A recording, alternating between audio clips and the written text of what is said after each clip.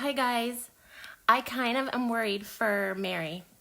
Her uncle doesn't seem like he's very happy with her right now, being that she snuck into that room and messed things up, and also I think he's not really happy that she found Colin.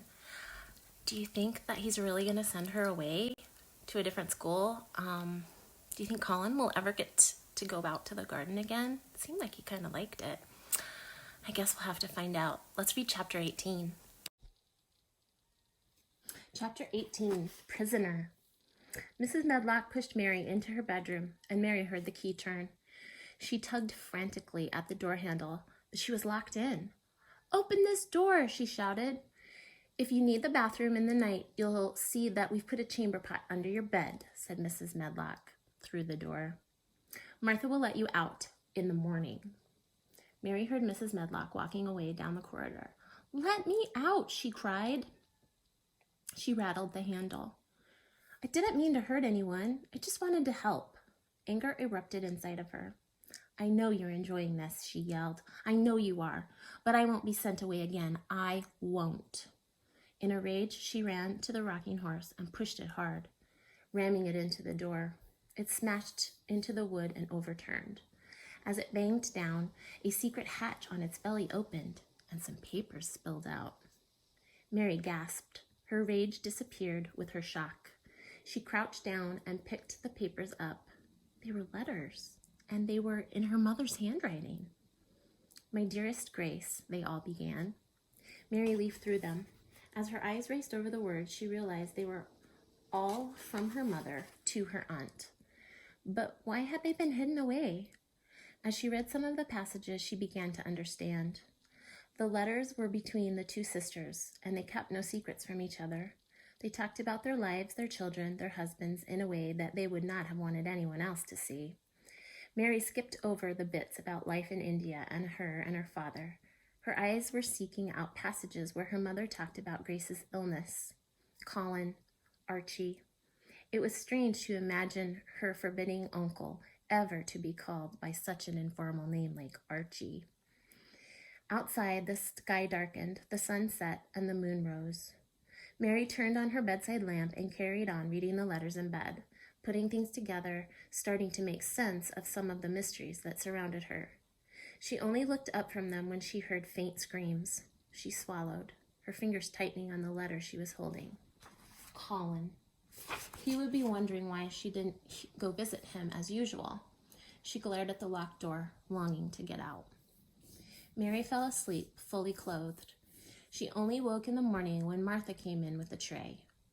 Mary hastily shoved the letters under her bed covers, and to her relief, Martha was too busy looking at the overturned rocking horse to notice.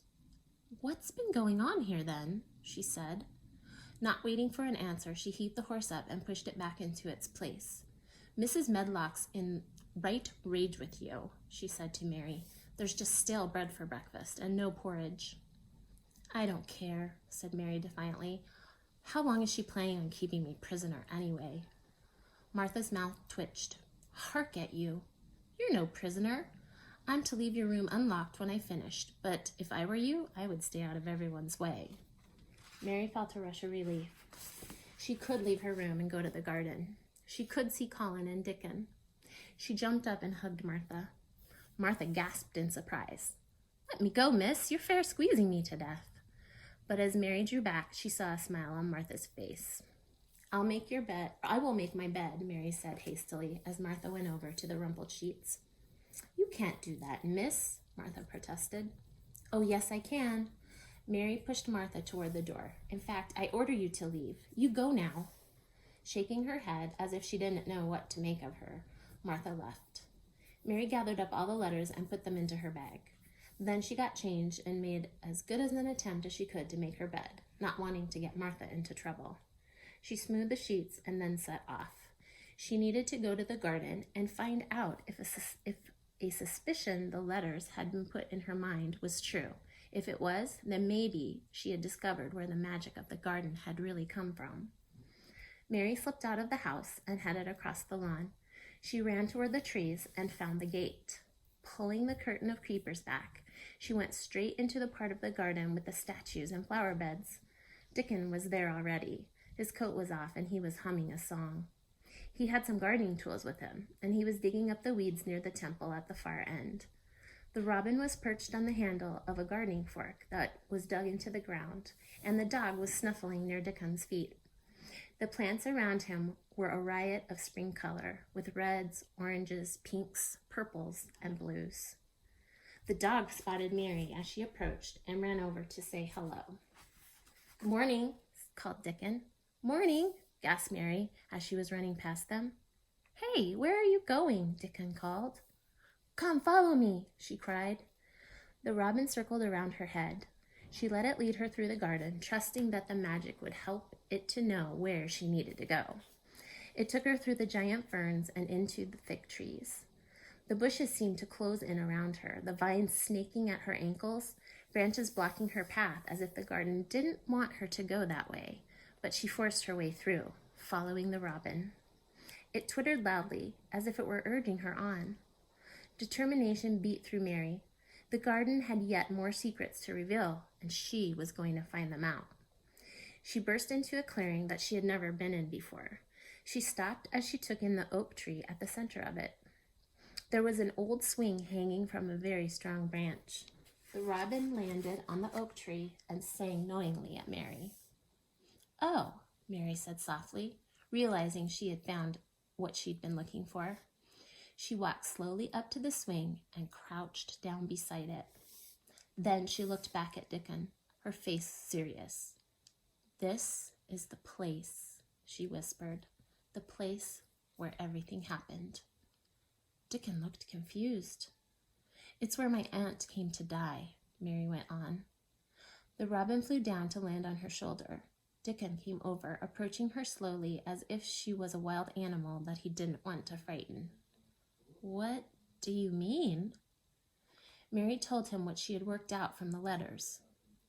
"You see, my aunt was very ill with cancer, and my mother came over from India to see her in her last days.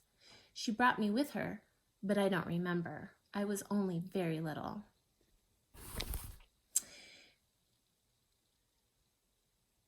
She looked at the swing. "My mother wrote that she wanted to be with my aunt when she died, and she knew my aunt wanted to die here in the garden by this very tree because it was her special place." She looked around the clearing. "My aunt made this whole garden. She grew the flowers, she put the statues in place, and she even designed the temple. After she died, I think my uncle locked the garden up because it caused him too much pain." Her eyes met Dickon's. "I believe my aunt is the reason this garden is magical. I think she wanted me to find the keys, so," she took her breath away, "so I could use the garden to cure her son." Mary looked fiercely at Dickon, daring him to laugh, but he didn't. "I haven't got long," she went on. "They're sending me away to some school. I have to see if the garden can heal Colin before I go, but I can't do it on my own, Dickon. I need your help." He nodded solemnly. "Tell me what you need me to do."